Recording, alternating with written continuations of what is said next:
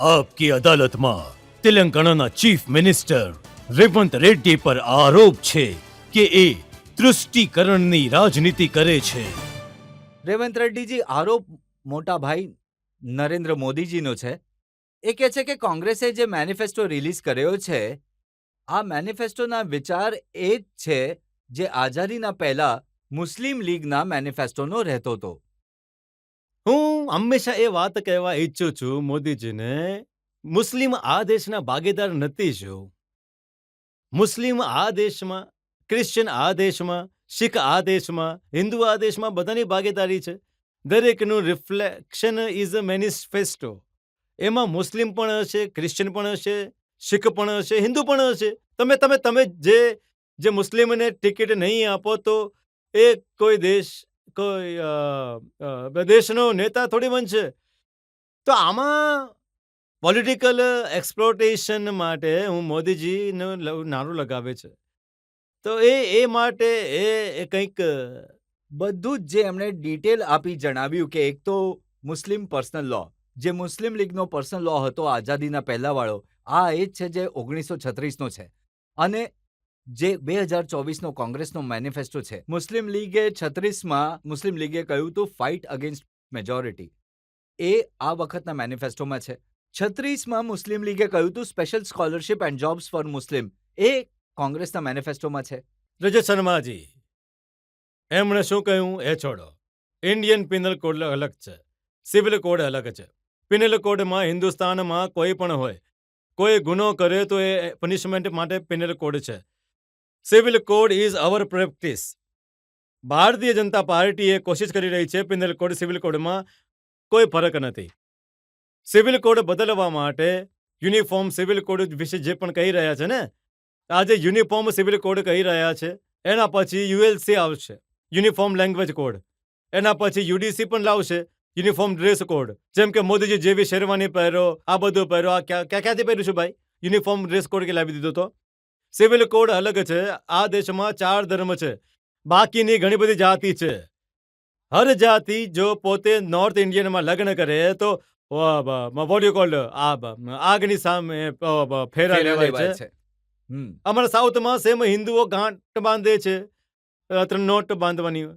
તો એ અલગ છે. મુસ્લિમ વાળા કબૂલ કહે છે લગ્નમાં, ક્રિશ્ચન વાળા ચર્ચમાં બીજું કંઈક કરે છે. હવે યુનિફોર્મ સિવિલ કોડ કેવી રીતે આવશે?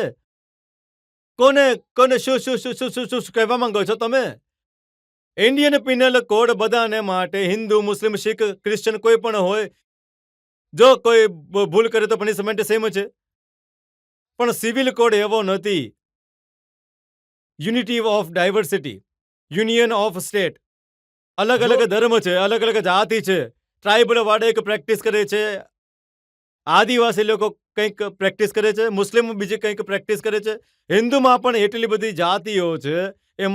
એમાં સૌથી વધુ સબકાસ્ટ છે માત્ર ઓબીસીમાં. તો દરેક કાસ્ટની અલગ અલગ પ્રેક્ટિસ છે. તો આ બધું મિક્સ કરી નાખીને એક પોલિટિકલ સિચ્યુએશન ઊભી કરીને એમાંથી તમે ફાયદો લેવાની કોશિશ કરો છો. મુસ્લિમ અપીઝમેન્ટ પર કોંગ્રેસનો મેનિફેસ્ટો મુસ્લિમ તુષ્ટિકરણ અપીઝમેન્ટની વાત કરે છે. હમણાં તો સરકારમાં પણ નથી ને. 10 વર્ષમાં તમે હતા, તમે શું કર્યું બોલો? અમને લોકોને તો ઘણા વર્ષ થઈ ગયા સરકારથી હટીને. અમે તો મુસલમાનને કંઈ નથી કર્યું. તમે શું કાઢ્યું એમનું? અમે જે આપ્યું તમે શું કાઢ્યું એમનું તો પણ મને કહો. ઓછામાં ઓછું અમે અપીઝમેન્ટ કર્યું. આઉટ ઓફ ધ વે મુસ્લિમને કોંગ્રેસ પાર્ટીએ કંઈક મદદ કરી. 10 વર્ષ તમે પ્રધાનમંત્રી હતા, તમે શું રોકીને બતાવ્યું મને કહો. સબકા સાથ, સબકા વિકાસ, સબકા પ્રયાસ. એ જ તો સ્લોગન છે. એ જ તો કહી રહ્યો છું. સબકા સાથ સબકા વિકાસ નથી. ખાલી ગુજરાતમાં વિકાસ થઈ રહ્યો છે, યુપીમાં વિકાસ થઈ રહ્યો છે, કર્ણાટકમાં, તેલંગાણામાં વિકાસ કેમ નથી થઈ રહ્યો? અમે લોકો 42 એમપીસ છે, એક મંત્રી આપ્યો, અમારો વિકાસ ક્યાંથી થયો? આ તમે કહ્યું છે, પણ કોંગ્રેસના જે લોકો જેમનો ઉલ્લેખ કર્યો તો આપણે, જે કોંગ્રેસ છોડીને જઈ રહ્યા છે, એ એમ કહી રહ્યા છે કે કોંગ્રેસથી એમને પ્રોબ્લેમ છે કે અયોધ્યામાં રામ મંદિર બન્યું એના પક્ષમાં નથી બોલી શકતા, પ્રાણ પ્રતિષ્ઠાના કાર્યક્રમમાં નથી જઈ શકતા. આ વિચારધારા છે. નહીં, એ ખોટું છે. રામ મંદિરને પહેલી વાર શિલાન્યાસ માટે પહેલી વાર કોણે તક આપી હતી? રાજીવ ગાંધીએ આપી હતી ને. રાજીવ ગાંધીના સમયમાં રામ મંદિરમાં પૂજા કરવાની તક મળી હતી ને. તાળું ખુલ્યું હતું, ઠીક છે. કોંગ્રેસે કર્યું હતું ને. પછી મોદીજીને શું લેવા દેવા હતું એમાં? મોદીજીને શું લેવા દેવા છે? એ તો એકલા માટે પણ આ તો જુઓ એ સંજય નિરુપમ ડિસ્ટ્રેક્ટ જેવા લોકો ડિસ્ટ્રેક્ટ હા. ફેક્ટ્સના પોલિટિકલ એડવાન્ટેજ લેવા માટે અમુક લોકો કોશિશ કરી રહ્યા છે. જો પાર્ટી છોડવી હોય તો છોડી દો ને ભાઈ. અમે લોકો તો કરી રહ્યા છીએ તેલંગાણામાં પણ 174 elected representative, MLA, MLC, MP અને બીજી અમુક પોઝિશન વાળા પાર્ટી છોડીને જતા રહ્યા છે. તો પણ કાર્યકર્તાએ મહેનત કરીને સરકાર બનાવી. 5 એમએલએ હતા મારી પાસે ચૂંટણી પહેલા. હવે 65 એમએલએ અમે જીતી ગયા છે. તો નેતા લોકોને છોડી દે તો પાર્ટીને વધારે નુકસાન નથી. હા, થોડી ઘણી સમસ્યા આવી જાય છે, પણ નવી ક્રાઇસિસમાં લીડરશિપમાં મર્જ થઈ જઈશું. એટલે કે નવા ના, લીડરને પણ ઊભા આ તો કરાશે. સાચું છે ને કે પ્રાણ પ્રતિષ્ઠાનો જે કાર્યક્રમ થયો એમાં કોંગ્રેસના લોકો નહીં ગયા. કેમ નહીં ગયા? ઘણા લોકો ગયા હતા. કેમ કે હું ભદ્રાચલમ રામ મંદિરમાં છે જ્યાં હું ત્યાં ગયો હતો. મોદીજી નહીં આવ્યા હતા ત્યાં. કેમ નહીં આવ્યા? હું મુખ્યમંત્રી બનતા જ રામ મંદિર ગયો. ભદ્રાચલમ મેં one of the famous Ram મંદિરજીનું મંદિર છે. હું ગયો. મોદીજી નહીં આવ્યા. મોદીજી કયા રામના ભક્ત છે?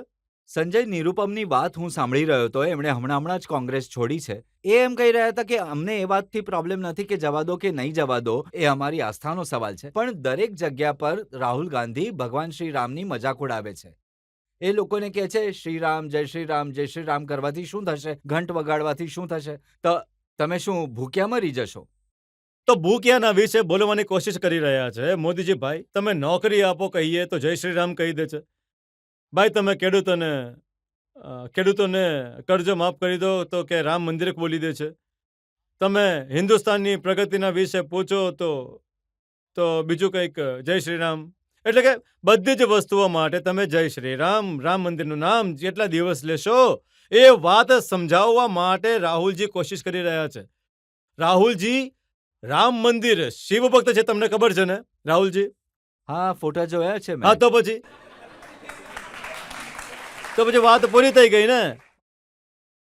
પણ ભક્તિ અલગ છે, જવાબદારી તો- અલગ છે. ગૌરવ વલ્લભે તો તમારે વિશે કહ્યું હતું, રેવંત રેડ્ડી જેટલા જોશથી ઇફતારમાં જાય છે એટલા જોશથી મંદિરમાં નથી જતા. એટલે જ તો હું કહી રહ્યો છું ને કે હમણાં હું રામ મંદિરમાં ગયો, એ ગૌરવ વલ્લભ કે મોદીજી કોઈ પણ નહીં આવ્યા. તમે આના પહેલા કહ્યું ઓપનિંગ રિમાર્ક્સમાં, રેવંત આરએસ વાળો છે, રેવંત ખાકી નિક્કર વાળો છે, પછી તમે કહો છો મસ્જિદમાં જાય છે. તો ઠીક છે. આ બે કોન્ટ્રાડિક્શન ક્યાંથી આવી જાય છે? એ જ તો રેવંત રેડ્ડી રહસ્ય થઈ ગયું છે. આરએસએસ વાળો છે કે આ ઇસ્લામ વાળો છે? હું તેલંગાણાના 4 કરોડનો મુખ્યમંત્રી છું. I am neutral. I am not bias. I am not going to deviate anything. હું 2 વસ્તુ પર તમારી કમેન્ટ ઈચ્છું છું, જે દેશના લોકોની ભાવના છે. જે રીતે ડીએમકેના લીડર્સે ઉદયનિધિ સ્ટેલિને કહ્યું કે સનાતન ધર્મ ડેન્ગ્યુ મલેરિયા જેવો છે, આનો આપણે બધાએ મળીને સર્વનાશ કરવાનો છે. આવી એ દ્રવિડિયન મૂવમેન્ટ, એમનું એ જ જે મોદીજીના કોઈના વિરુદ્ધ બોલીને પોલિટિકલ એડવાન્ટેજીસ લેવાની કોશિશ કરે છે, એ જ આદર્શમાં ઉદયનિધિ મહારાણા પણ બીજા બધા કોઈના વિરુદ્ધમાં બોલીને પોલિટિકલ એડવાન્ટેજ લેવાની કોશિશ કરી રહ્યા છે. આ એક્સ્ટ્રીમ સ્ટેટમેન્ટ ક્યાં તો ભારતીય જનતા પાર્ટી વાળાનું છે, ક્યાં તો પછી ડીએમકે વાળાનું છે. કોઈ પણ આવી વાતોની આ દેશમાં જગ્યા છે જ નહીં. તમારા વિડીયોઝ હું જોઉં છું, તમે જ્યારે વોટ આપવા ગયા તો તમે ગૌ માતાની પૂજા કરી. હા, કરી. જે દિવસે તમે ઓફિસમાં ગયા તો તમે ત્યાં પણ ભગવાનની પૂજા કરી. કરી. તમને તો કોઈ પ્રોબ્લેમ નથી, પણ ઉદયનિધિને અને એ રાજાને શું પ્રોબ્લેમ છે? એ રાજા કહે છે કે અમે તો રામના વિરુદ્ધ છીએ, અમે તો હિન્દુના વિરુદ્ધ છીએ. હું એ જ કહું છું કે હું સાફ કહેવા ઈચ્છું છું રજત શર્માજી, બાય પ્રેક્ટિસ આઈ એમ હિન્દુ. હું ગર્વથી કહું છું કે હું હિન્દુ છું. આનો અર્થ હું મુસલમાનના વિરુદ્ધ છું, હું ક્રિશ્ચનના વિરુદ્ધ છું, હું બીજા શીખના વિરુદ્ધ છું. હું કોઈના વિરુદ્ધમાં નથી. મારો ધર્મ છે, મારો ધર્મ મને મારા પરિવાર, મારા પરદાદાએ મને જે શીખવાડ્યો છે એ જ હું પ્રેક્ટિસ કરું છું. એમાં ખોટું શું છે? એ પર્સનલ પ્રેક્ટિસ છે, એ પરિવારની પ્રેક્ટિસ છે. જ્યારે સરકાર ચલાવવાની છે તો તમારે ન્યુટ્રલ રહેવાનું, તો સેક્યુલર રહેવાનું. ઘણું ડીએમકે વાળાને પણ સમજાવી દો તમે. બરાબર સમજાવું છું. મળ્યા નથી, મળે તો જરૂર કહીશું. એક છેલ્લો પ્રશ્ન આપણે લઈ શકીએ? હા. અયોધ્યામાં ભવ્ય રામ મંદિર બની ચૂક્યું છે. શું તમે રામ મંદિરના દર્શન કરવા જશો કે? જરૂર, જ્યારે તક મળશે તો જરૂર જઈશ. કોઈ વાંધો નથી મને એમાં. કેમ કે હજારો વર્ષ રામ મંદિર ત્યાં જ રહેશે. જ્યારે પણ તક મળે હું રામ મંદિર જઈને દર્શન કરવાનો છું. પહેલા હું તમને બધાને ઇન્વાઇટ કરું છું. તેલંગાણામાં પણ રામ મંદિર છે, ભદ્રાચલમ. તમે લોકો ત્યાં દર્શન કરવા આવો.